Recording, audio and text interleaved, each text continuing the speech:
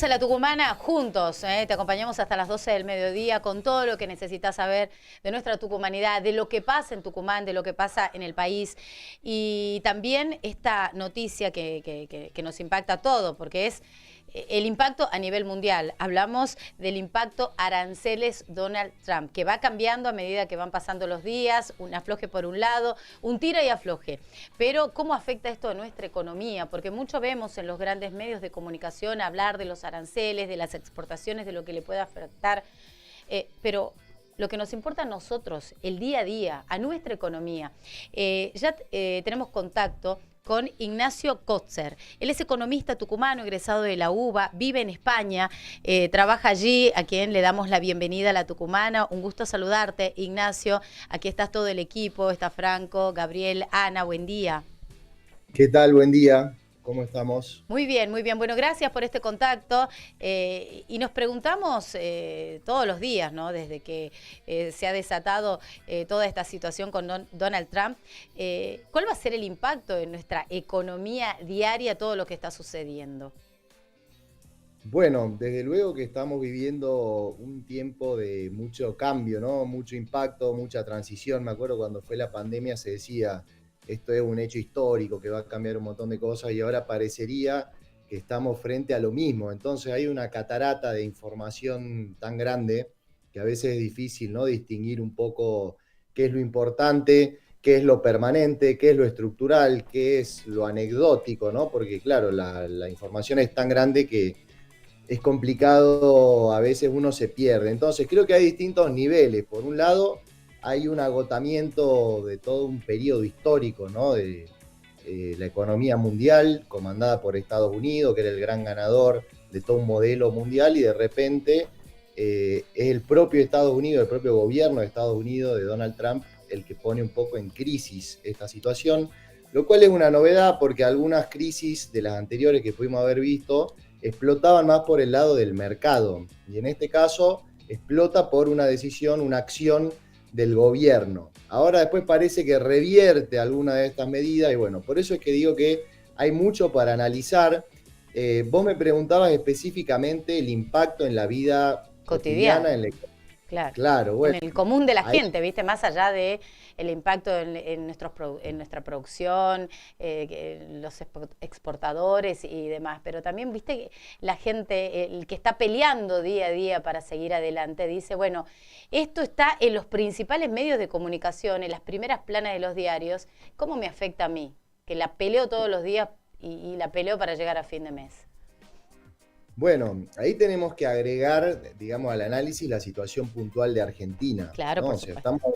estamos hablando de un fenómeno mundial que va a tener un impacto muy desigual en todo el mundo, va a afectar inclusive a Estados Unidos, desde luego que los dos protagonistas de esta historia son Estados Unidos y China, pero Claro, claro. se ve afectado a todo el mundo, ¿no? Porque como sabemos hoy, el mundo está muy interconectado. Por ejemplo, no sé, si uno analiza un auto, cómo se fabrica un coche, el coche tiene componentes de todo el mundo. Por ejemplo, en Argentina, en la provincia de Córdoba se hace la caja de cambio, ¿no?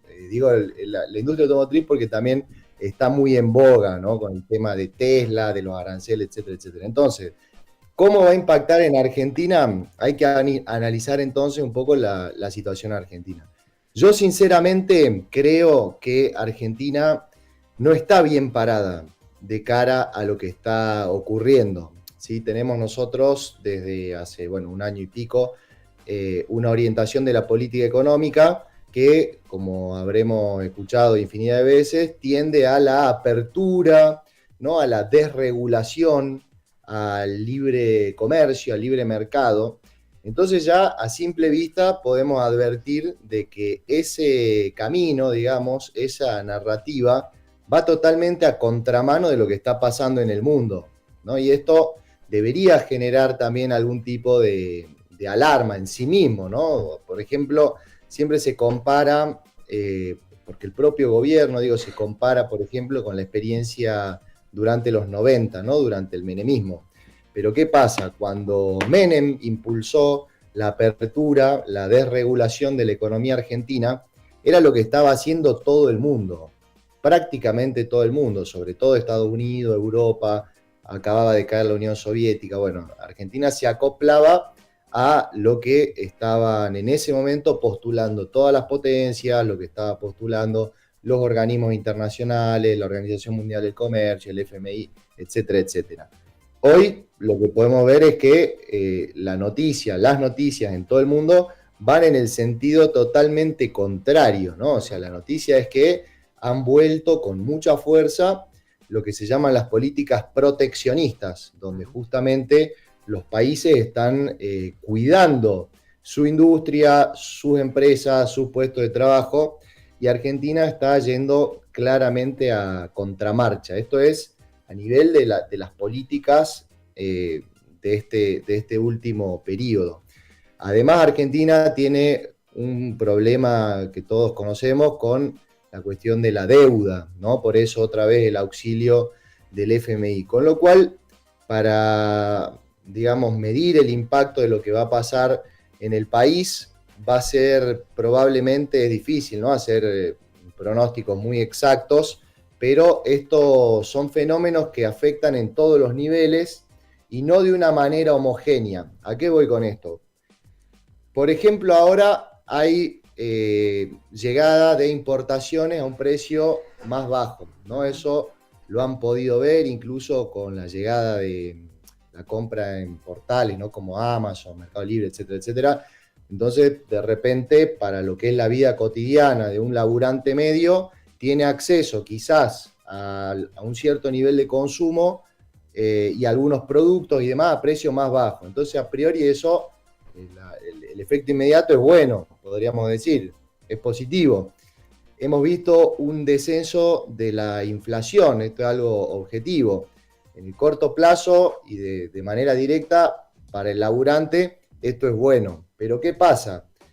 A un nivel un poco, digamos, más estructural de la economía, de la producción, ocurren fenómenos que no son tan inmediatos, porque esto es algo instantáneo, ¿no? O sea, la baja de precios uno la registra cuando va al supermercado, cuando compra algo por internet de manera inmediata.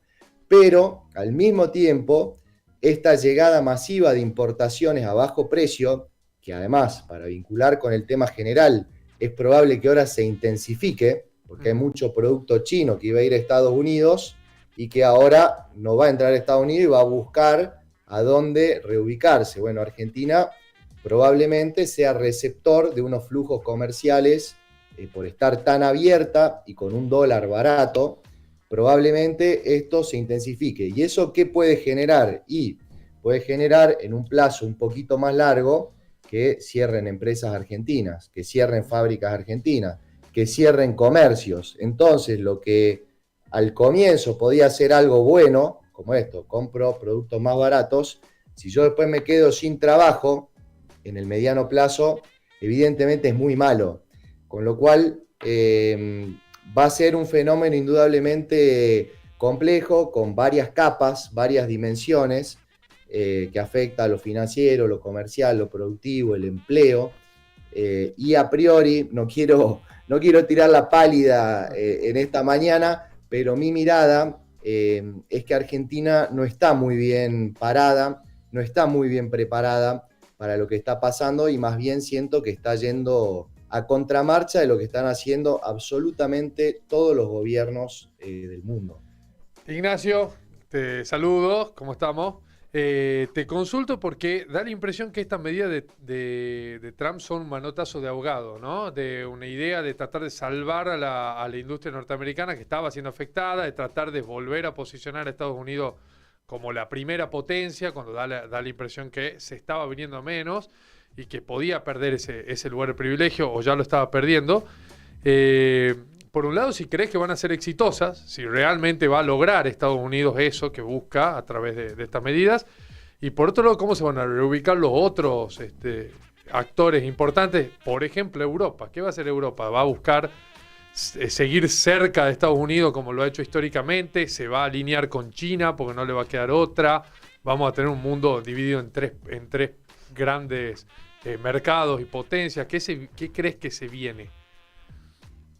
Bueno, a ver, lo que decís, yo comparto, digamos, a simple vista da esa sensación que esto es un poco sacudir el tablero, porque lo que se veía era una tendencia, y en esto había bastante acuerdo, digamos, en analistas tanto en Estados Unidos, en Europa, en China, de que si seguíamos con la tendencia que venía previamente, era cuestión de tiempo que China desplace a Estados Unidos como la principal economía del mundo. Lo cual es curioso, digamos, es paradójico, porque este mundo había sido diseñado, delineado a imagen y semejanza de los Estados Unidos, ¿sí? Esto es todo el tablero geopolítico, económico, mundial, había quedado realmente configurado en función de lo que había sido la acción de Estados Unidos, ¿sí? Todo el famoso proceso este de la globalización y demás, fue un proceso claramente comandado por Estados Unidos, que tuvo su auge también en los 90, cuando justamente cae la Unión Soviética y termina la Guerra Fría, un contexto en el cual Estados Unidos además decía representar, y para mucha gente en todo el mundo, representaba el crecimiento, la democracia, Walt Disney, McDonald's, y una serie de valores positivos, digamos, ¿no? en su posicionamiento mundial. Y es llamativo porque China, en los últimos 20 años, jugando con las reglas de juego que instalaron los Estados Unidos, termina de alguna manera, o bueno, no logra terminar porque justamente esto intenta evitar eso, pero se posiciona cada vez mejor, y como les decía, todos los analistas coincidían en que de no cambiar nada, Estados Unidos se encaminaba quizás en 2030, quizás un poquito antes, un poquito después, a ser la segunda economía del mundo, siendo China la primera, jugando las reglas que le habían impuesto los norteamericanos. Esta es la situación dentro de la cual Donald Trump, no sé si diría manotazo de ahogado, pero sí, efectivamente, alguien que ve que la cosa va para un lugar que no le conviene, entonces por lo menos sacude el tablero, ¿sí? Entonces genera todo este shock para conmover esa tendencia y que la cosa no derive a donde se encaminaba. Entonces, ahora viene la pregunta, ¿no? Hay muchas especulaciones si Donald Trump efectivamente sabe bien lo que está haciendo, si es un genio o es un loco, si está improvisando o no, si anunció los aranceles y ya sabía que los iba a suspender, los iba a retirar, o si está improvisando como loco, ¿no? Estos son los interrogantes que se abren ahora, y también, obviamente, hacia dónde desemboca. Mi sensación, por momentos, es que hay un nivel de improvisación en algunas acciones. Por ejemplo, cuando probablemente lo hayan visto, tenía la tablita esa que parecía del Mercado del Norte, de la cotización de los cortes de carne con los aranceles a cada país, ¿no? Que sale él con una pizarra y anuncian aranceles que, digamos, de muy dudoso cálculo. Le pusieron aranceles a unas islas que están habitadas solo por pingüinos. O sea, había elementos para presuponer de que no estaba del todo bien meditado. Claro.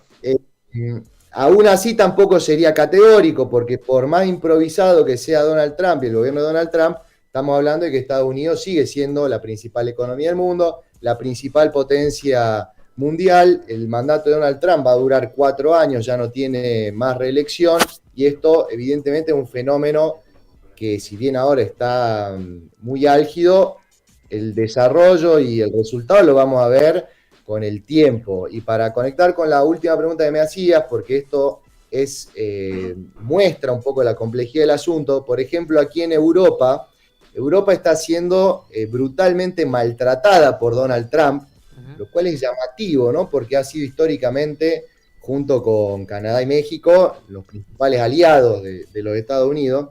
Y aún a pesar de todo el destrato, el maltrato, sigue habiendo un trato, digamos, una reacción muy respetuosa, muy cuidadosa, muy cautelosa.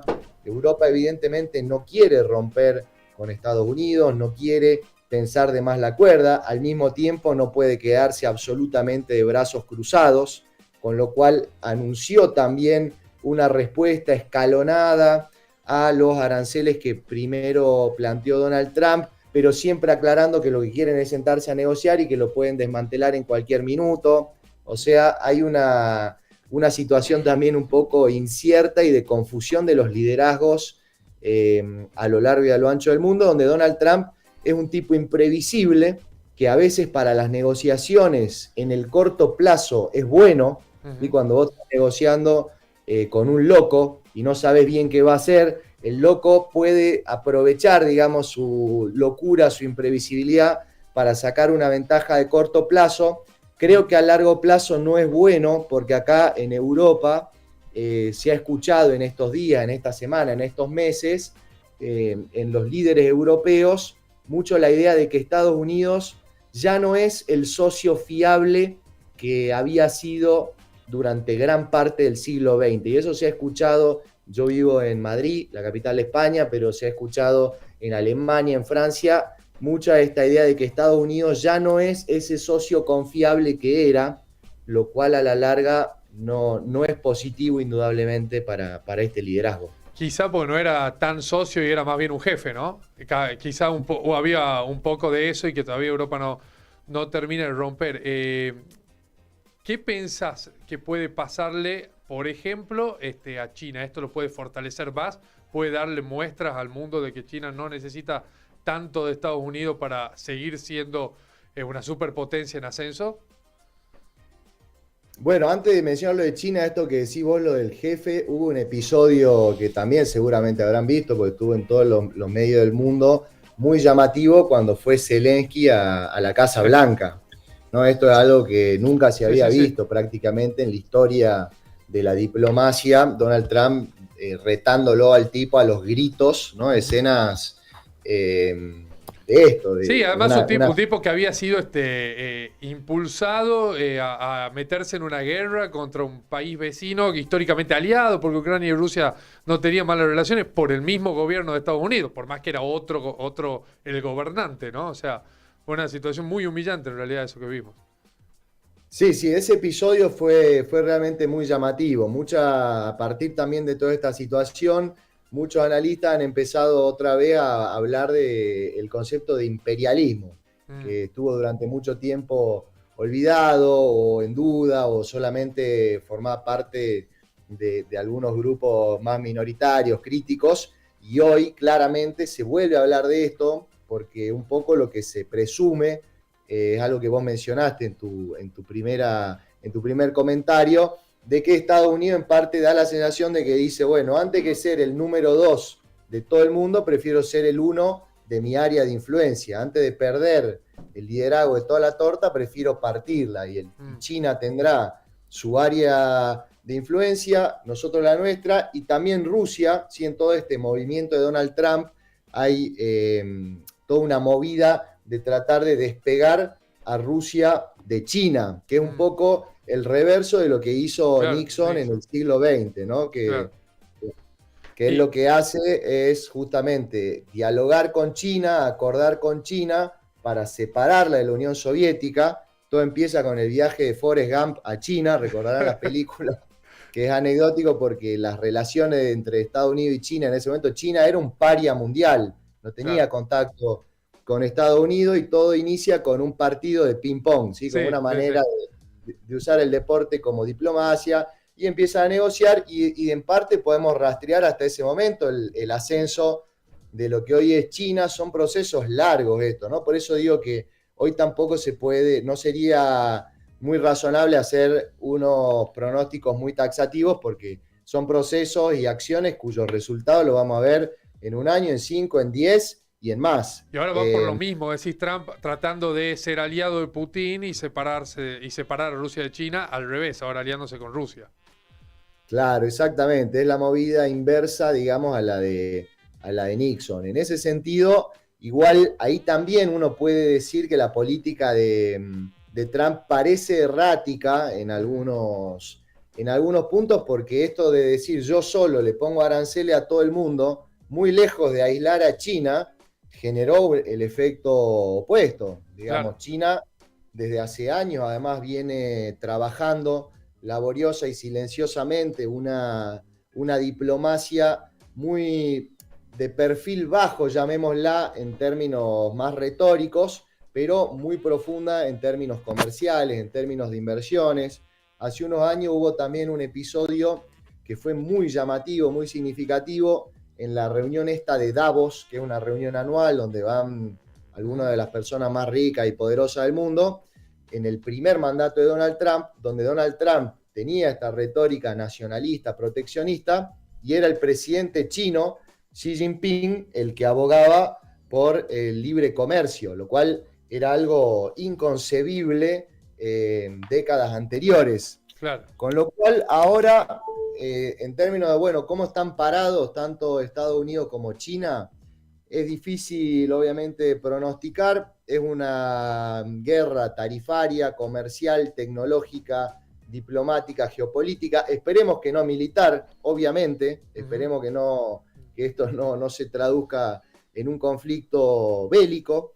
Y en ese sentido, en los últimos tiempos ha habido algunas señales de que China está muy bien parado en algunos de estos campos, por ejemplo el tecnológico. Sí. Si hoy en China hay más patentes tecnológicas, científicas, vinculadas a la inteligencia artificial, a todas estas novedades que aparecen últimamente, parecería que está ganando esa carrera con relación a Estados Unidos. Por ejemplo, apareció esta DeepSeek, una aplicación, ¿no? También Sí. fue muy noticia, que con un costo que era una fracción de lo que le cuesta a Estados Unidos, lograba algo más potente, más rápido y gratis. Bueno, se nota que en Estados Unidos hay un nerviosismo superior al que ejercen los chinos, pero tampoco, no se puede tampoco subestimar al campeón, ¿no? Claro. O sea, Estados Unidos sigue siendo la principal potencia del mundo.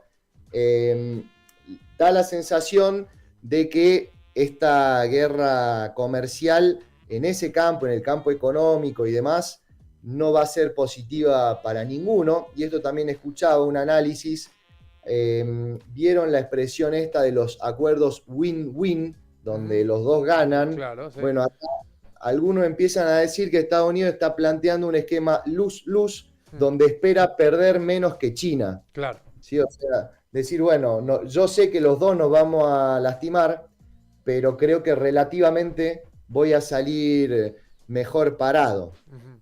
Te pregunto, ya también para ir cerrando, estamos en comunicación con Ignacio Kotzer, que es un economista tucumano, que trabaja y da clases de macroeconomía y ciencias políticas en la Universidad Autónoma de Madrid. Y estamos charlando justamente sobre el panorama económico mundial. Y te pregunto dos cosas. Una, que tiene que ver con qué debería o qué te gustaría para estos momentos en Argentina que pase. Necesitaríamos políticas más proteccionistas, necesitaríamos tratar de revitalizar la industria nacional, necesitaríamos un gobierno quizás peronista, pero de pura cepa. No sé, digo, ¿qué se te ocurre que nos podría posicionar mejor de lo que vos crees que estamos ahora?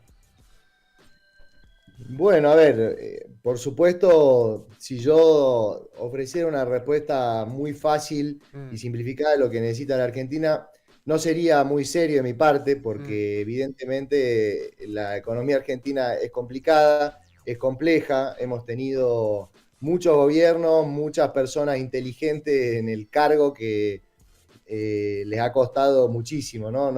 No tengo una respuesta sencilla. Desconfío también de los que en 2 minutos explican cómo resolver la crisis argentina. Creo que eso es lo que hizo el actual gobierno, ¿no? Que tenía 2 consignas, casta, motosierra y demás, que le mostraba el teléfono a Fantino diciendo yo ya arreglé con un fondo de inversión, dolarizamos en un mes y somos potencia, somos Alemania en 20 años. Bueno, eso desde luego que no lo veo razonable. Tampoco lo veo razonable cuando se ensaya del otro lado, ¿no? Porque también hay algunas voces que se las saben todas y que lo van a arreglar en 2 minutos los problemas de la Argentina. Yo desconfío de esa simplificación. Sí te puedo decir, retomando lo que hablamos inicialmente, que lo que se está haciendo ahora lo veo que va muy a contramarcha. Una cosa era plantear esto en la década del 90, digo, más allá de mi preferencia político-ideológica, que obviamente la tengo, pero inclusive aunque uno no esté de acuerdo con algo, puede decir, bueno, esto es razonable, esto tiene sentido y puede cumplir los objetivos que se plantean en sus términos, que quizás son distintos de los míos. Entonces, desde ese punto de vista, lo de los 90 tenía sentido. Estados Unidos iba hacia ahí, Europa iba hacia ahí, Europa del Este iba hacia ahí, China no era un actor relevante, en Rusia se había caído la Unión Soviética y también iba hacia ese proceso de apertura, de globalización, de desregulación.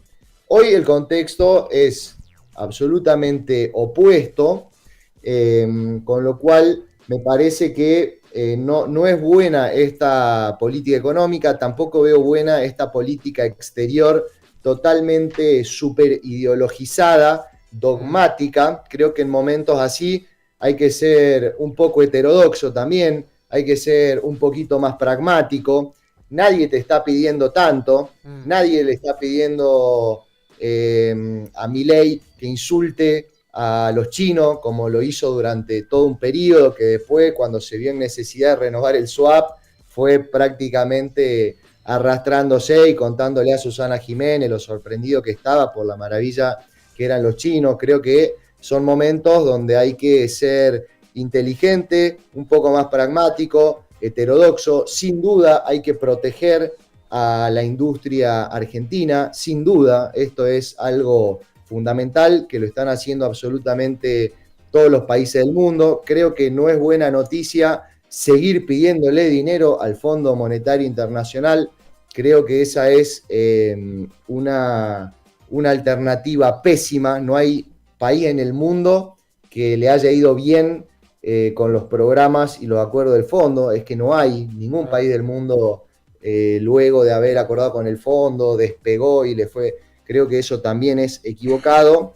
Y también me preocupa un poco ver los niveles estos de contradicción, de improvisación. Ahí creo que sí es evidente, ya sobran los ejemplos de la improvisación del gobierno argentino. El último episodio, cuando fueron ahora a Miami a buscar una foto con Donald Trump, que al final no iba, se fueron, se enojaron, insultaron a los organizadores, después terminó llegando Donald Trump. Eso sí, para resaltar, creo que en todo el mundo no hubo un ejemplo, un caso como el del gobierno argentino, que frente a los anuncios de Trump no dijo nada en Argentina, porque ni Milei ni Caputo, ninguno dijo nada. Milei viajó a Estados Unidos a decir que se iban a adecuar a lo que planteaba Donald Trump en un marco que, como se informó en toda la prensa argentina, estaba en un acto que no tenía nada que ver, no lo estaba escuchando nadie, después sacaba fotos con modelo, con Natalia de Negri. Bueno, esto yo la verdad no veo que se esté gestionando bien, y desde luego como argentino sí me gustaría que aparezca alguna alternativa un poquito más seria. Justamente, y ahí me da pie para enganchar con la última pregunta. ¿Cuál es la mirada que hay sobre nuestro presidente en general en Europa, más allá de la tuya, ¿no? Porque acá nos llega que por un lado, o él quiere vender a través de sus trolls y operadores de redes que genera admiración en todo el mundo, que es una figura a la que todo el mundo le resulta interesante y que a donde va le separan y lo ovacionan. Por otro lado, los detractores, por supuesto, dicen lo contrario, que es un papelón, que nadie lo escucha cuando da un discurso. En general, ¿cuál es la mirada que vos percibís que hay hacia él, ahí en España, en Europa, donde te mueves vos?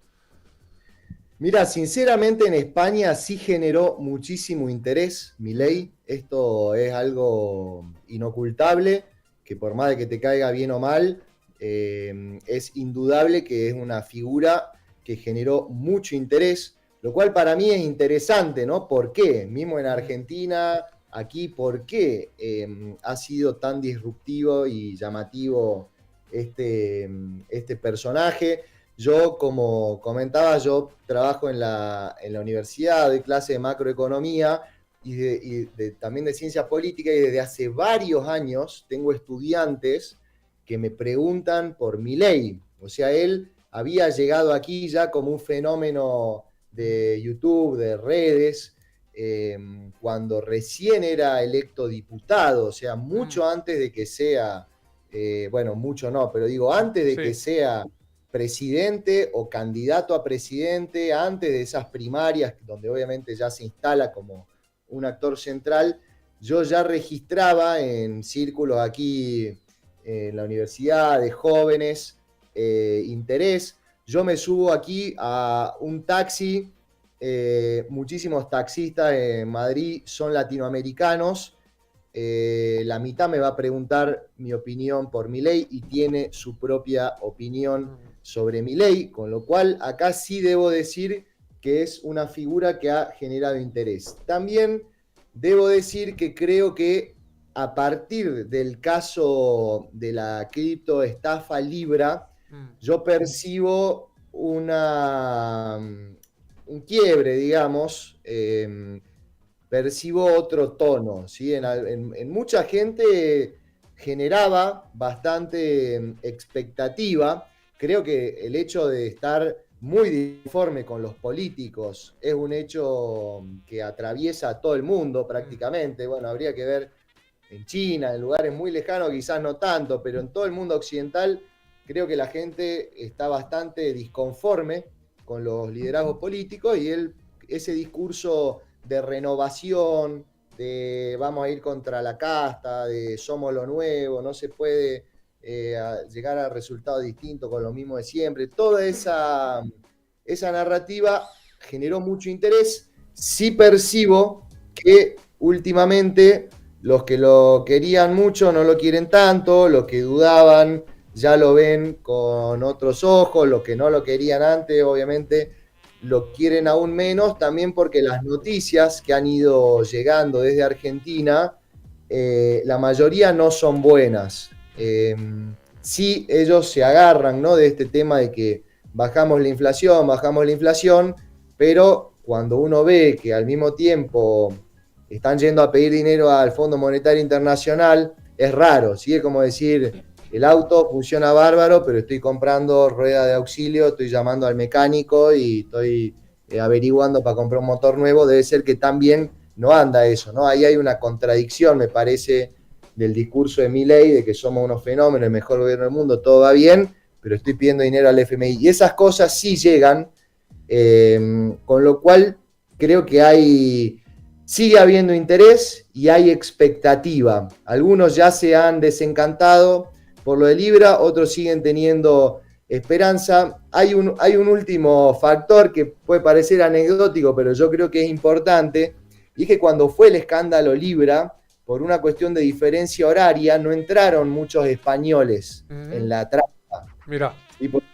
Porque eso fue un viernes por la tarde, con lo cual acá era viernes por la noche.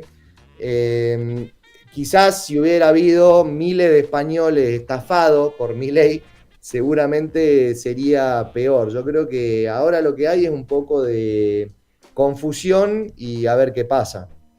Ignacio, gracias por tu tiempo, nos encantó charlar con vos. Espero que te hayas sentido de algún modo en esta charla cerca de Tucumán, ¿eh? Que también es la idea. Muchas gracias a ustedes. Yo además no sé si sabía, pero fui compañero de Gabriel de la escuela hace mucho tiempo, así que un placer charlar con ustedes. Bueno, te mandamos un abrazo y vamos a estar en contacto, por supuesto, ¿eh? Gracias a ustedes, que tengan lindo día. Gracias. Estuvimos charlando con Ignacio Kotzer, economista tucumano, egresado de la UBA, vive en España, profesor allí, dando su mirada y sobre todo cómo nos miran desde allí. Bueno, han pasado 48 minutos de las 10 de la mañana, momento de las noticias en la Tucumanidad Hecha Radio.